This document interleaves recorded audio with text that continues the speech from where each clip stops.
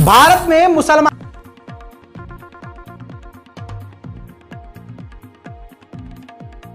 को समझ में आया कि हां अब बोलना पड़ेगा। ट्विटर पर इस बार कुछ मुसलमानों ने #इंडियन मुस्लिम अंडर अटैक लिखा।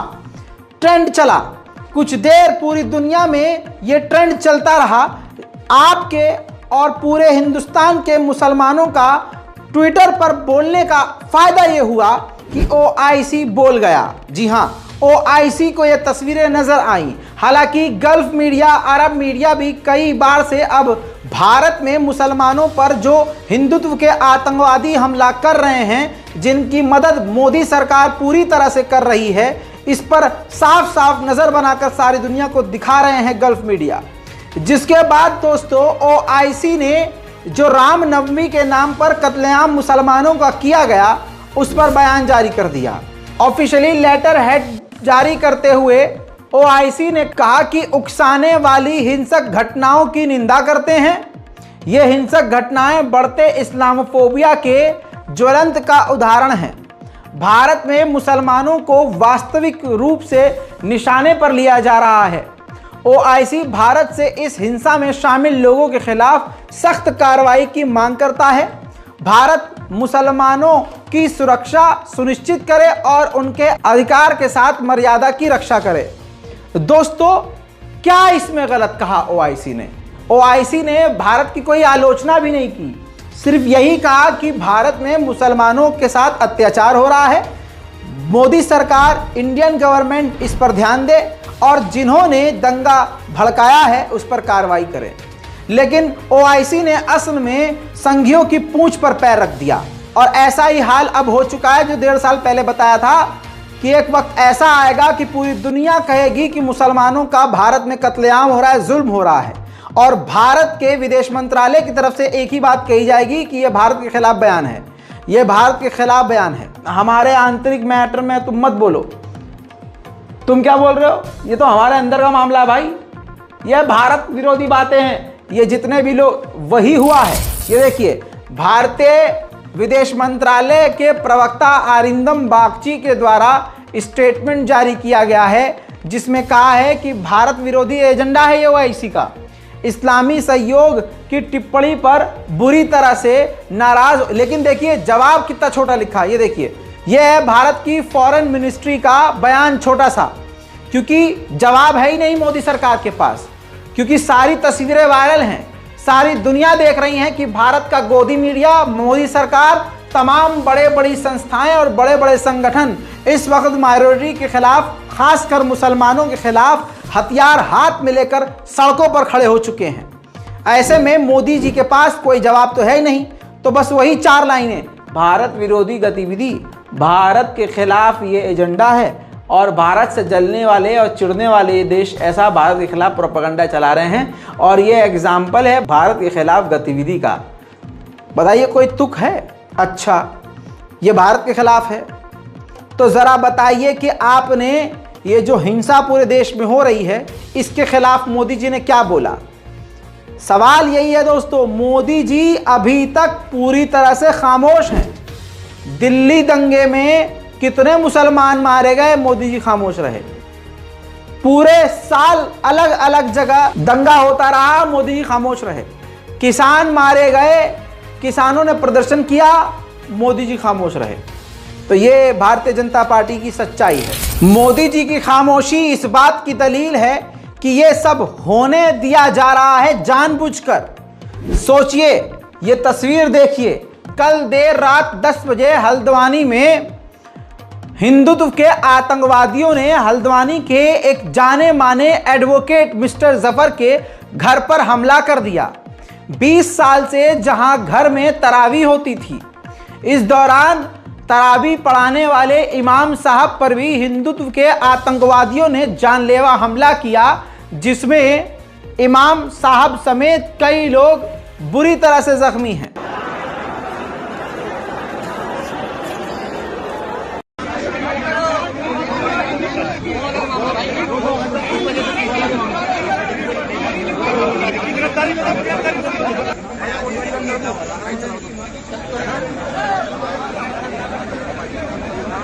पुलिस कहाँ है?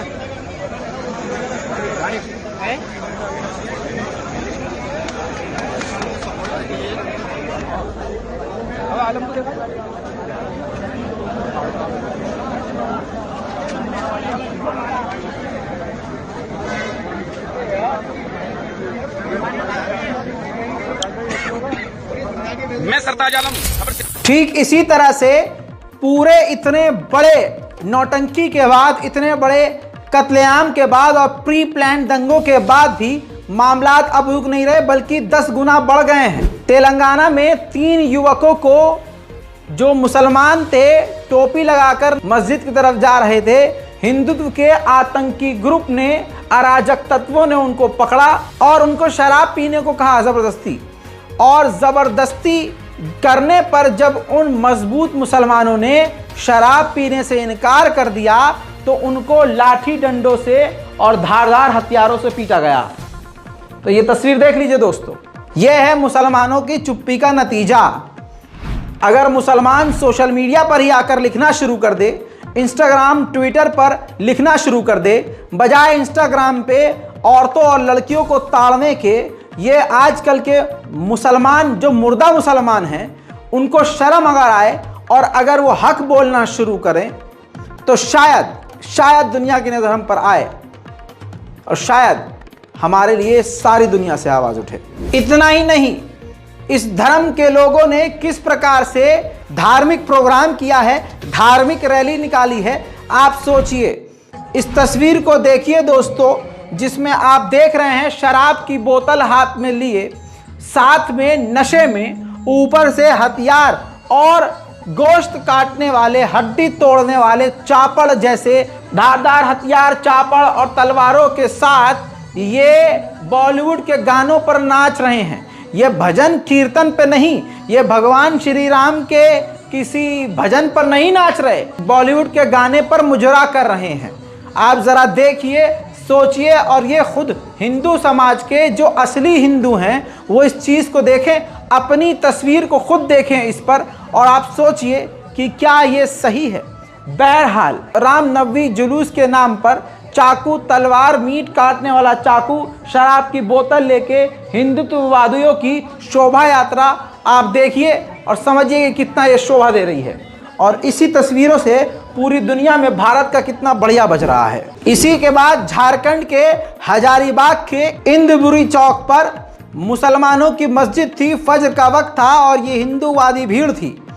और मस्जिद देखने के बाद ये पागल तो हो ही जाते हैं, इनके अंदर का जो खबीस है वो बाहर आ जाता है।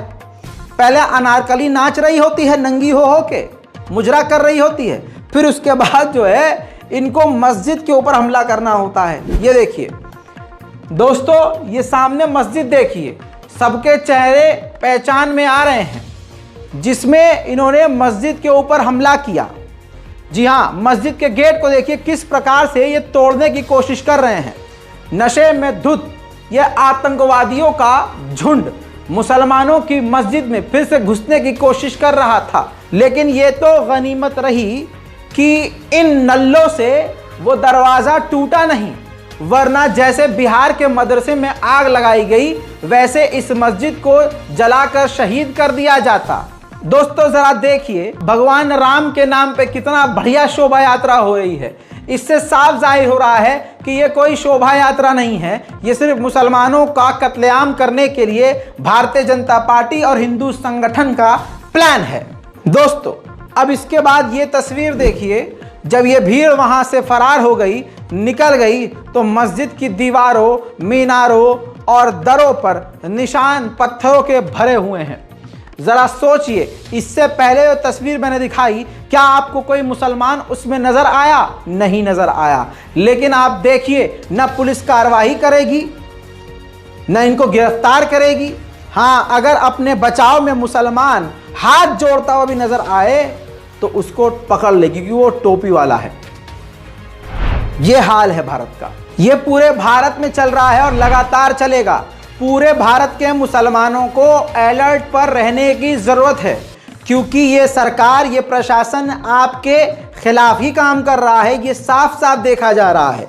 वरना अगर सरकार चाहे, प्रशासन चाहे, किसी का कोई एक बाल तक बाका नहीं कर सकता। अब उत्तर प्रदेश के मुरादाबाद की ये तस्वीर देखिए, जिसमें आपत्तिजनक गाने बजाए गए हैं और इसमें धमकी दी गई है, अयोध्या तो सिर्फ झांकी है, मथुरा मंदिर बाकी है। यानी मथुरा की मस्जिद को ये भीड़ गिराने की धमकी दे रही है। कॉपीराइट के चलते हुए आपको नॉर्मल वीडियो नहीं दिखा सकता, लेकिन साबित करने के लिए एक अंश जरूर दिखाऊंगा। दोस्तों, मुसलमानों का खुल्लम खुल्ला कत्लेआम करने का ऐलान किया जा रहा है। अब इसके बावजूद अगर मुसलमान अलर्ट नहीं हो रहा तो ये मुसलमानों की गलती है, क्योंकि प्रशासन जानबूझकर खामोश है। और काजल हिंदुस्तानी ने फिर से एफआईआर होने के बावजूद दिल्ली में हिंदू जागृति मंच के नाम से जो कत्लेआम का जो प्रोग्राम बनाने का सभा रखी गई थी, उसके अंदर जो बातें कही हैं, शस्त्र उठाने की, हथियार उठा लेने की बातें कही हैं, कानून के विरुद्ध, न्यायपालिका के विरुद्ध सारे कानूनों को अपने पैरों तले रौंदते हुए एफआईआर और कंप्लेंट पहले की हिंसक बयान पे होने के बावजूद इसने फिर से इस तरह की बात की। ऐसा लग रहा है जैसे किसी बड़े शख्सियत ने इसको फोन करके बोला हो, बहन इसी तरह से काम करते रहो। तभी तो सोच के देखिए, न न्यायपालिका का डर है न कानून का। अब मुसलमानों को ये तस्वीर दिखाना चाहता हूं कि किस प्रकार से काजल हिंदुस्तानी सीधा हथियार उठाने को कह रही है। और आप ज़रा खुद सोचिए कि अब तक काजल हिंदुस्तानी को दिल्ली पुलिस और उत्तर प्रदेश पुलिस ये जहाँ जाके हेट स्पीच दे रही है, वहाँ की प्रशासन गिरफ्तार क्यों नहीं कर रही है। सवाल छोड़ के जा रहा हूँ और इस बयान को सुन लीजिए। ये जो मलेच्छ है, ये जो जिहादी है, जो 2047 से पहले भारत को इस्लामिक देश बनाने का षड्यंत्र कर चुके हैं, जो खुलकर नारे लगाते हैं कि लड़के लिया पाकिस्तान, हंस के लेंगे हिंदुस्तान, इससे मेरी लड़ाई है। हमारे देश में आज भी हम कहने के लिए तो आजाद है, पर क्या सही मायनों में हम आजाद है? पूरा सिस्टम इनका है। तब उस अंकिता को के हत्यारे शाहरुख को पुलिस पकड़ कर ले जाती है, तब शाहरुख हंसता हुआ पुलिस के साथ जाता है, क्योंकि वो शाहरुख जानता है कि इकोसिस्टम उसकी है और ये चांडाल चौगड़ी उसको बचाएगी। बॉलीवुड वाला रईस जैसी पिक्चर बनाकर अब्दुल लतीफ जैसे आतंकवादी को ग्लोरीफाई करेगी। वो शाहरुख जानता है। ये शाहरुख जानता है कि ये कम्युनिस्ट इस्लामिस्ट ग्रुप इसको बड़े बड़े सुप्रीम कोर्ट के लॉयर दिलवाएंगे। वो ये शाहरुख जानता है। वो शाहरुख जानता है कि ये जो लेफ्ट मीडिया है, इसको भटका हुआ नौजवान या बहुसंख्यकों के अत्याचार से ये ऐसा हुआ या फिर ये मानसिक रोगी है, वो दिखाएगी। वो जानता है। और वो शाहरुख ये जानता है कि नेता आके इसको सिलाई मशीन भी देंगे और करोड़ों रुपए भी देंगे, क्योंकि इकोसिस्टम पूरी इनकी है। इसलिए तो खुलेआम हमारी लड़कियों की हत्याएं हो रही है, हमारी लड़कियां मार दी जा रही है। तो मेरे भाइयों बहनों, हुए सनातन पुण्यों से इसको मत अभिशाप करो। हुए सनातन पुण्यों से इसको मत अभिशाप करो। उठो हिंदुओं, शस्त्र उठाओ, अपनी रक्षा आप करो। उधर बिहार शरीफ के नालंदा से भी अब मुसलमानों के बयान सामने आ रहे हैं, जिसमें ये साफ साफ पता चल रहा है कि किस प्रकार से निशाना बनाया गया है। जो बड़े बड़े व्यापारी हैं, जो आप देख रहे हैं, इनका नाम है मुर्तज़ा। इनका गोडाउन और बसेस इनकी खूब लंबी चौड़ी चलती हैं। इनके बस को निशाना बनाकर इनकी बसों में आग लगाई गई। दोस्तों, बिहार शरीफ के नालंदा से इनका इंटरव्यू करने वाले पत्रकार मीर फैसल ने इस वीडियो को द ऑब्जर्वर पोस्ट पर डाला है, जिसका कुछ अंश मैं आपके सामने रखना चाहूँगा सबूत के तौर पर। 200 से 250 आदमी बैक वक्त इंटर कर गए और हथवे हथियार से लैस होकर हमारे कैंपस में हमें घेर लिया और हमें लपड़ थप्पड़ करके मारा। मारने के बाद हमारे पास जो चाबी था, पहले तो हमें गाली दिया, बाल पकड़ करके हमें लपड़ थप्पड़ मारने का काम किया। और मारने के बाद लोगों ने बोला कि इसको जान मार करके जो है सो पीछे तालाब की तरफ फेंक दो। कुछ लोगों ने बोला कि इस पर तेल छिड़क करके आग लगा दो। ये हमारे बीच में ये बहुत बड़ा ट्रांसपोर्ट और बस चलाकर बहुत आगे बढ़ा है। और हम लोग बजरंग दल के कुछ खास कार्यकर्ता जब भी इससे चंदा मांगते हैं तो चंदा देने में ये 1-2 हजार से ज्यादा नहीं देता है। हम लोग इसकी कहानियां खत्म कर दो। और हमने जो परिस्थिति देखा, इतनी मार हमें दोनों तरफ से हमारे बॉडी पे, और जिस तरह से उन लोग हम तो समझा डरे से में कि आज हमारी जिंदगी का आखिरी दिन होने जा रहा है। और इसी बीच में कुछ लोग हमारे पैरों में, कुछ लोग हमारे बालों में लटक गए। हमारे पैकेटों से जो अलमीरा का चाबी था, वो अलमारी छीनने के बाद जिनको जो बना, हमारे अलमारी में जो भी रकम था 5.5 से 6 लाख रुपया हमारा कैश था, जो हमारे ट्रांसपोर्ट कंपनी का था, और 5 से 6 लाख रुपया हमारे बस कंपनी में जो हम कर्मचारी को रखते हैं उनके माध्यम से, चूंकि इस महीना का आखिरी डेट था, वो रकम भी उस अलमारी में हमारा रखा हुआ था। सभी को उन लोगों ने हमें एक तरफ पकड़ करके, कोई बोल रहा है कि इसको जान मार दो, तलवार भोंक करके इसको हत्या कर दो, ना ही रहेगा और ना जो सो आगे इस तरह का कोई हम लोगों का एविडेंस खत्म हो जाएगा। कोई बोला कि नहीं, इसको लेकर चलो, उठाकर गायब कर दो, लेकिन हमने किसी तरह से अपने जान को वहां से बचा करके भागने का काम किया। इसी तरह से मोहम्मद अकबर आज़ाद बिहार नालंदा में मौजूद थे, और ये जो पीस कीपिंग कमेटी होती है जहां हिंदू मुस्लिम सब होते हैं और प्रशासन उनको बुलाता है और कहता है कि भाई आपका ये प्रोग्राम हमारे हिंदू समाज का होने वाला है और आप ध्यान रखिएगा, कोई बात ना हो, अगर आपके इलाके से ऐसा कुछ हो, कब्रिस्तान और मस्जिदों के सामने से अगर ये रैली जाए तो कोई हरकत नहीं होनी चाहिए। तो आपको बताऊं क्या हुआ, भाई साहब सेक्रेटरी हैं ये, भाई साहब ये सेक्रेटरी हैं उस मेंबर के मुस्लिम, ये मीटिंग में गए, इन्होंने कहा ठीक है, प्रशासन ने इनसे कहा कि आप जो है, जो ये हिंदू आएंगे रैली लेके, आप इनको पानी वानी पिलाएंगे, इनका स्वागत करेंगे। ये तैयार हो गए कि ठीक है हम स्वागत करेंगे। ये स्वागत करने लिए तैयार थे और हिंदू भीड़ ने आके जय श्री राम के नारे बोलने को इनसे कहा और उल्टा इन पर हमला कर दिया और तमाम मुसलमानों के घरों पर लूटपाट शुरू, मतलब पूरी प्लानिंग के साथ आए थे। सुनिए। तारीख को पीस कमेटी के यहाँ हरदेव भवन में मीटिंग हुआ, जिसमें अंजुमन मुफ्ती इस्लाम और नालंदा के तमाम बुद्धिजीवियों को सरकार, एसडीओ के, कलेक्टर के तरफ से इनवाइट मिला, जिसका हम लोगों के पास ये तबका है जो अनुमंडल से मिला है। उनका ये था कि आप लोग सब मीटिंग में आए और सर्वसम्मति से इसका आयोजन कैसे होगा इसके बारे में आप बताएं।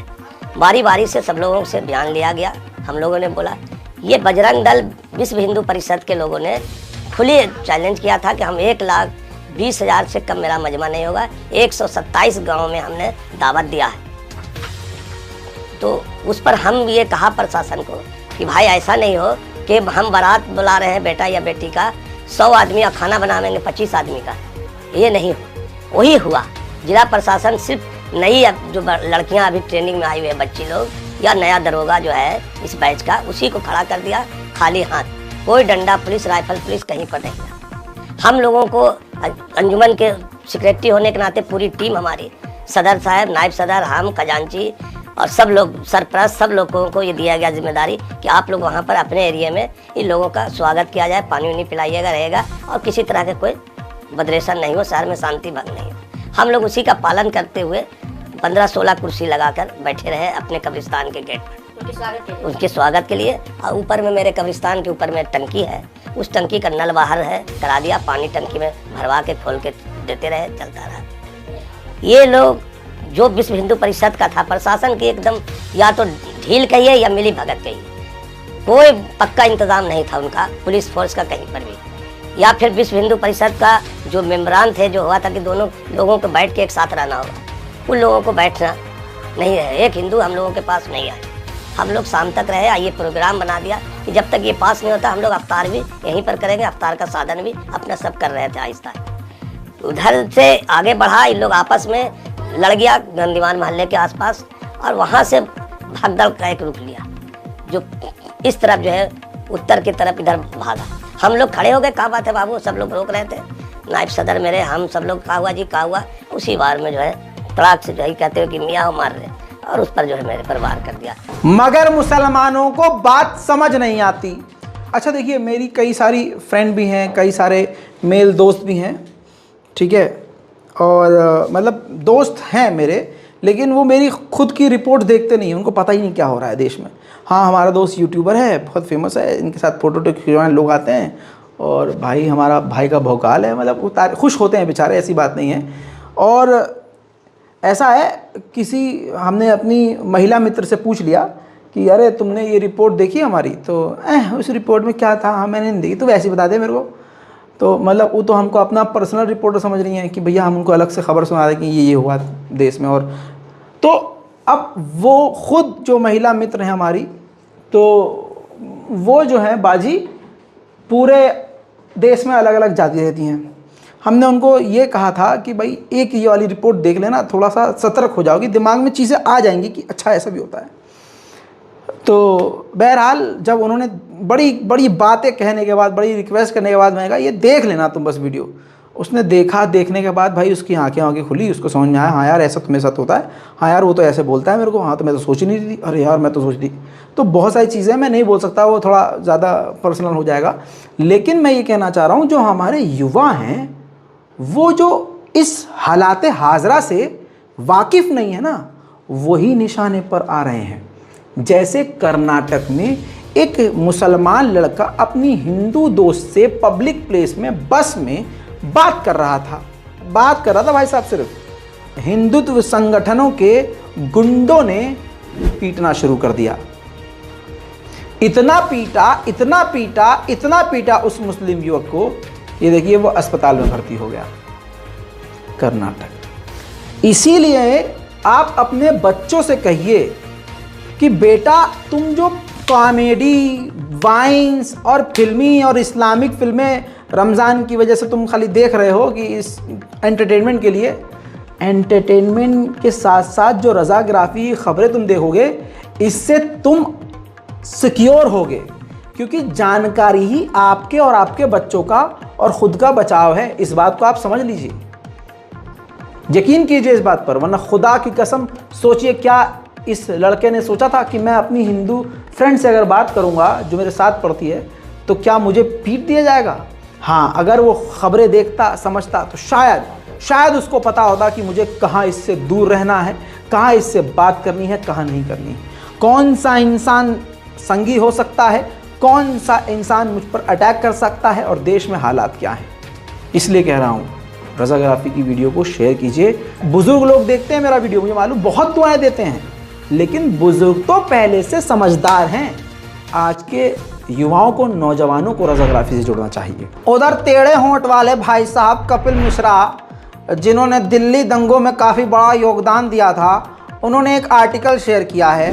ये वो आर्टिकल है जिसमें राहुल गांधी के खिलाफ उन्होंने बयान देते हुए कहा जिसको पढ़ के हंसी निकल जाएगी कि राहुल कभी सावरकर नहीं बन सकते, क्योंकि सावरकर होने की पहली शर्त है देशभक्त होना। अच्छा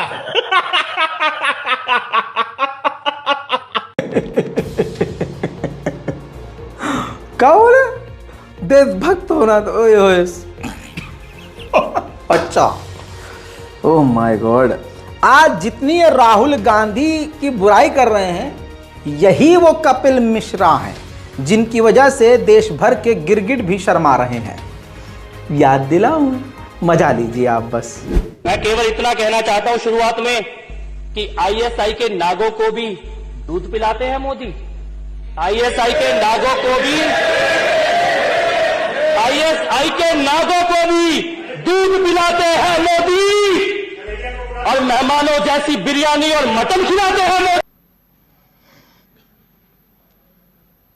आप लोगों को याद होगा, अक्सर मैं कहता हूं कि ये जो हिंदू वाले जो पंडित हैं, हिंदुत्व वाले जो पॉलिटिकल बयान देते हैं, वो जो हिंदू राष्ट्र और ये और अलाना और फलाना की बात करते हैं, ये हिंदुत्व के सपोर्ट में और हिंदू राष्ट्र के सपोर्ट में नहीं है। असल में ये वही बयान देते हैं जिस बयान से सिर्फ और सिर्फ मोदी जी का फायदा हो और भारतीय जनता, ये पॉलिटिकल एसेट्स हैं। ये मोदी जी के, भाजपा के समाज में छोड़े गए एडवर्टाइजर्स हैं और हिंसक एडवर्टाइजर हैं जो दो काम करते हैं। एक तो मुसलमानों के खिलाफ जहर उगलते हैं, देश तोड़ने का काम करते हैं, असामाजिक तत्व वाली हरकतें करते हैं, और दूसरा ये मोदी जी का प्रमोशन करते हैं। अब ये पहले नाम नहीं लेते थे, अब ये खुलकर सामने आ गए हैं, क्योंकि अब सब कुछ खुल के होने लगा है ना। खुल के मुसलमानों को मारना, पीटना, काटना, इस्लामोफोबिया फैलाना, हिंदू राष्ट्र की बातें होना, और उससे फ़ायदा। अब देखिए ये कांग्रेस के विरोध में, अब आपकी स्क्रीन पर ये महंत का बयान जो लगाने वाला हूं, इससे पहले ही ज़रा आप पिछली एक पोस्टर को देखिए जिसमें योगी आदित्यनाथ का पोस्टर है। अब ये इस पोस्टर को देख के आप क्या समझ रहे हैं कि किस प्रकार से ये किस पार्टी के लिए काम कर रहे हैं धर्म की आड़ में।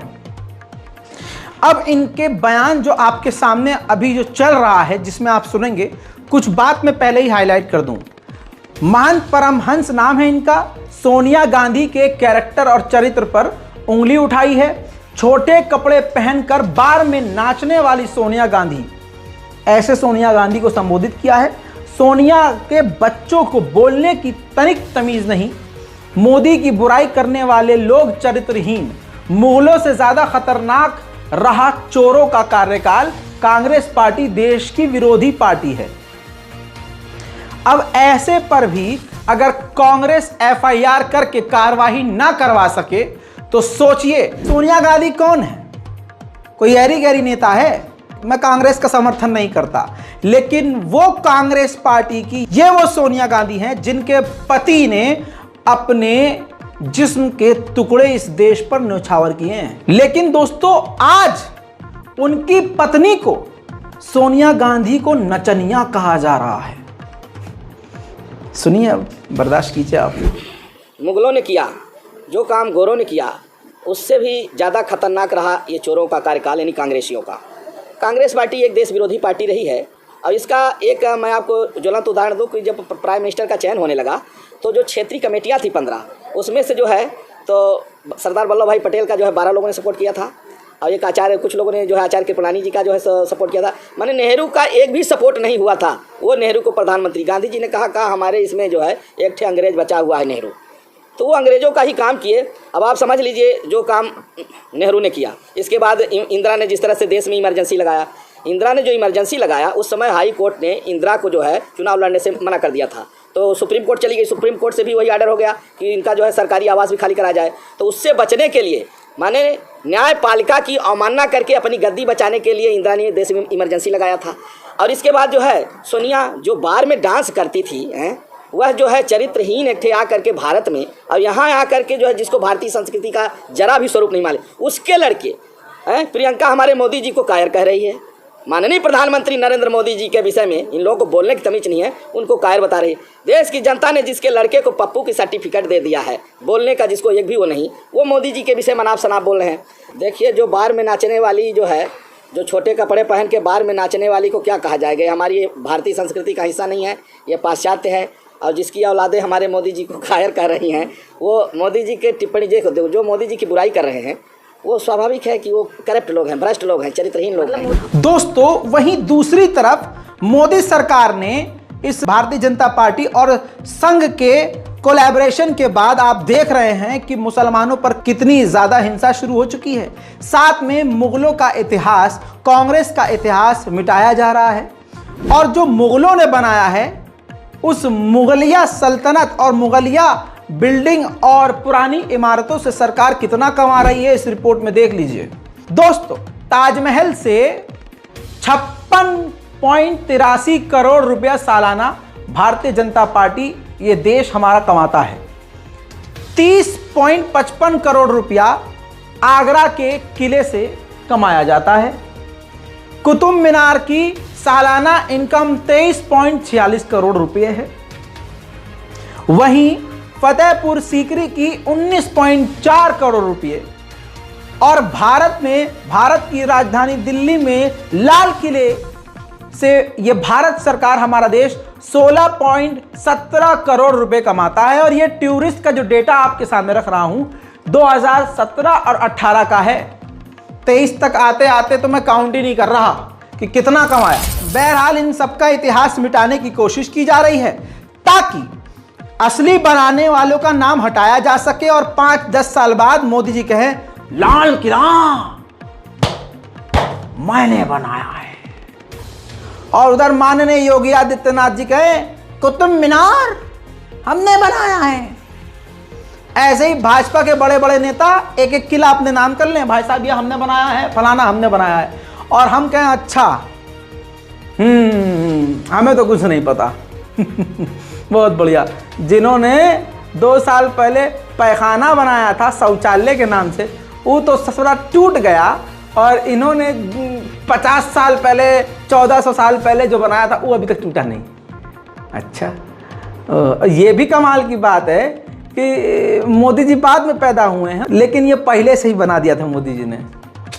लेकिन इन तमाम चीज़ों के बाद अंधभक्त कहेंगे मोदी है तो मुमकिन है, कुछ भी हो सकता है, मोदी जी शक्तिमान है, पहले से ही प्लान कर लिया था ये चीज़ बनेगी मेरे पैदा होने से पहले। ये साहब भाई साहब कुछ ज़्यादा नहीं हो गया ये? मतलब कुछ भी। तुम सुबह बासी मुंह गू नहीं खाते और सोने से पहले मूत नहीं पीते, इसलिए तुम्हारे दिमाग में ये बात आएगी नहीं।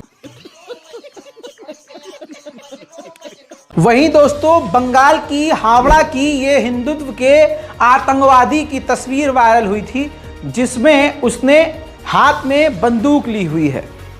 दोस्तों बंगाल पुलिस ने इसको गिरफ्तार कर लिया है। रामनवमी में जो हावड़ा में ये आतंक मचा रहा था, नाम इसका सुमित शाह बताया गया है, जो कि बिहार के मुंगेर से है और बिहार का होके ये बंगाल में आतंक मचाने पहुंचा था। सवाल ये है कि ये किसके कहने पर हुआ। इसको यानी जिसको खाने को रोटी नहीं मिल पा रही, जो बेरोजगार है, नल्ला है, वो बिहार का व्यक्ति बंगाल में जाके आतंक मचा रहा है, वो भी कट्टा और बंदूक लेके। तो कौन मदद कर रहा है? जब पड़ताल की तो दोस्तों वही निकला जो सच है और जो आपको हमेशा समझाया जाता है। ये देखिए, भारतीय जनता पार्टी का ये सहयोगी है। बीजेपी कार्यकर्ता सुनील शॉ ने कबूल किया है कि वो जुलूस में दंगा भड़काने और हिंसा के इरादे से हथियार लेकर आया था। अब बताइए, जी हाँ, इसने कबूल कर लिया है। निचली तस्वीर को देखिए, भारतीय जनता पार्टी का झंडा लिया हुआ है और ये पार्टी का कार्यकर्ता है। बीजेपी के नेताओं के साथ इसका उठना बैठना है। सोचिए, ये कबूल कर चुका है, सुनील शॉ कबूल कर चुका है कि वो दंगा भड़काने और बवाल काटने के लिए हथियार लेके गया था। खुद अपनी आंखों से देखिए, ध्यान से इन तस्वीरों को देखिए। यही हो बीजेपी का आतंकवादी जो भारतीय जनता पार्टी का मेंबर है। अब ये तस्वीरें देखने के बाद भी अगर आपको सारी चीज समझ में नहीं आ रही तो बाबू भैया कुछ नहीं हो सकता आपका। इनके बयान पर बिल्कुल सही बयान पप्पू यादव ने दिया है।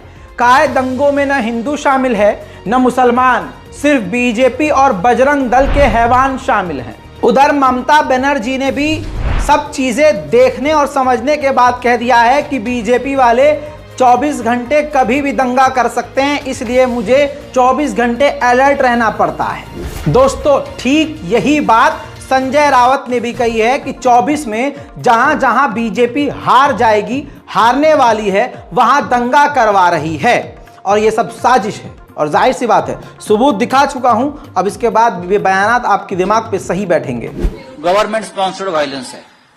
किसकी गवर्नमेंट सर? कौन सी गवर्नमेंट स्पॉन्सर्ड? देखिए, अगर पश्चिम बंगाल में ममता जी की सरकार है जरूर, लेकिन ममता जी जो बोल रही है, महाराष्ट्र में किसकी सरकार है?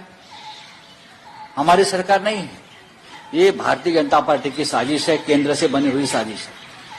2024 में जहां जहां बीजेपी कमजोर है, जहां जहां बीजेपी हार सकती है या हार रही है, वहां ये दंगे हो रहे हैं। बिहार में उनको डर है। नीतीश कुमार और तेजस्वी यादव जी का जो अलायंस है वो मजबूत अलायंस है। ममता जी वहां टक्कर दे रही है पश्चिम बंगाल। महाराष्ट्र में महाविकास आघाड़ी जो शिवसेना के साथ है वो टक्कर दे रही है। तो ये 3 राज्यों में आप दंगे कर रहे हो। कर्नाटक में हो गए, वहां चुनाव है। ये सरकार को शोभा नहीं देता। देश के गृह मंत्री कल बोल रहे थे, जब हमारी सरकार आएगी तो जो दंगेखोर है हम उसको उल्टा टांगेंगे। तो अभी भी आपकी सरकार केंद्र में है, आप गृह मंत्री है देश के, आप किसका? दोस्तों मुसलमानों को अलर्ट रहने की जरूरत है और एकजुट होने की जरूरत है। इसी तरह से अब इसका एग्जाम्पल आपके सामने रख देता हूं। पहला एग्जाम्पल, मुसलमानों ने जब ट्विटर पर लिखा, सोशल मीडिया पर लिखा #इंडियन मुस्लिम अंडर अटैक, तो उसका रिजल्ट आपने देखा कि दुनिया ने तुरंत इस पर नज़र रखी, जिसके बाद सारी दुनिया की नज़र पड़ी और भारत सरकार से मुसलमानों पर हो रहे जुल्म को रोकने को कहा। ठीक दूसरा उदाहरण मैं आपको दिखा रहा हूं, नाहरगढ़ फोर्ट जयपुर दराबाबाद का एक मामला।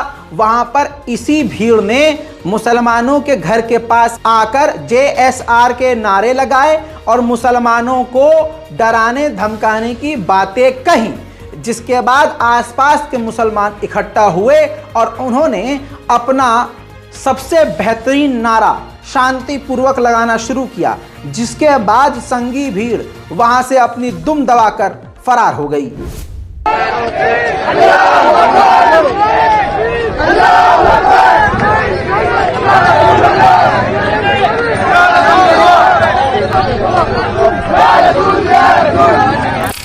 खैर, मुसलमानों से यही कहना चाहूंगा, कोई मजहब बुरा नहीं है।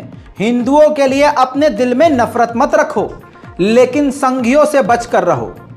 किसी को नीचा दिखाने की कोशिश मत करो। हमें हथियार नहीं उठाना, हमें हमला नहीं करना, हमें किसी को गाली नहीं बकनी।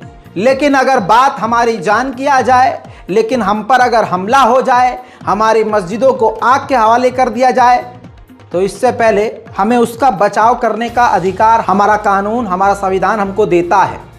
बस आपको एक रहना है, एकजुट होना है। आपसी लड़ाइयाँ, दंगे फसाद भूल कर इस देश में जो नफरत फैलाने वाले संघी आतंकी भीड़ है, इससे अलर्ट रहना है। अपनी बेटियों पर खास करके ध्यान दीजिए कि वो किसी गैर मजहब के साथ किसी भी तरह से रिश्ते में ना आए। अपने लड़कों पर ध्यान दीजिए। हमें गंद नहीं मचाना है, हमें अपनी नस्लें ख़राब नहीं करनी है, तो हम अपने मजहब में ही रहें। इससे बेहतर कोई और इलाज नहीं है।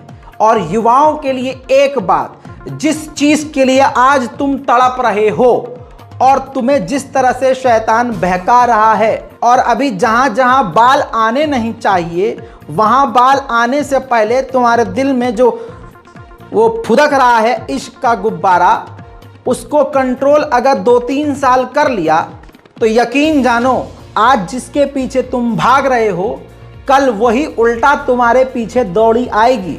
तो पहले करियर है, ताकि उस करियर से तुम नफरत से लड़ सको। पहला करियर है ताकि उसी करियर से अपने परिवार को तुम आगे ले जा सको। पहला करियर है ताकि उसी करियर से अपने छोटों को तुम आगे ला सको और उनको भी गाइड कर सको। पहला करियर है ताकि तुम जिस मकाम पे जाओ, उस मकाम पर जाने के बाद दीन और दुनिया दोनों की मदद कर सको। मेरी बात इतनी आसान सी समझ में नहीं आ रही तो आप कुछ नहीं कर सकते, बाबू सोना करते रहिए। मेरे बाबू ने थाना थाया, मेरा नूनू ने थाना थाया, यही चलते रहो। चलिए, जय हिंद।